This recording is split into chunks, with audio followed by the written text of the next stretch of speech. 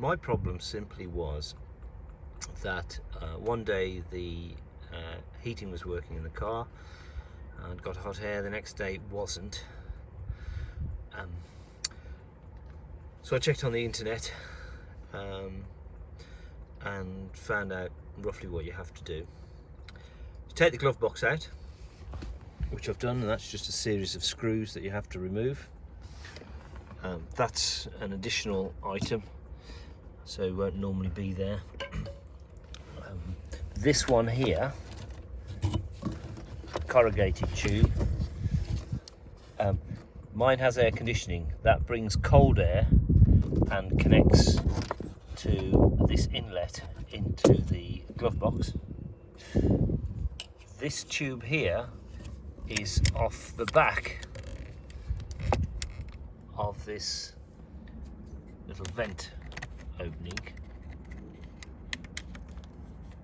which is normally looks like that, and that sucks air through that tube to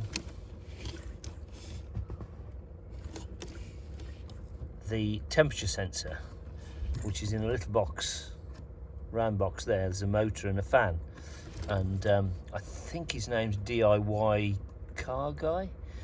He's got quite a nice article on YouTube that shows you all about that. I need to fix that because the electrics are switched on this car, but there's definitely no air being sucked through there at all, so that will never work. My problem was that I'd got no heat coming through. What had actually in fact happened, there are, and you'll see these on the internet and they're referred to a number of times, there are two clips in here, one there and one here. In my case, that clip had broken. It hadn't disconnected. What had happened was it jammed, and it wasn't until I got inside here, taking the glove box out, that I had a quick fiddle and this just fell apart, and then it started to operate. That's operated by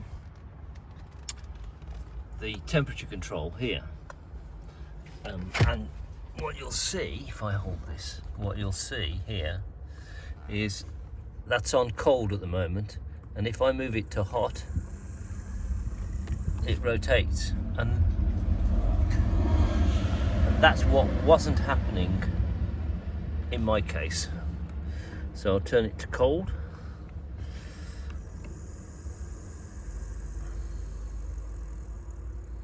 That mechanism just wasn't working. That's all I think that's in there to do with the heating side of things. I need to just fix that so I can get hot and cold.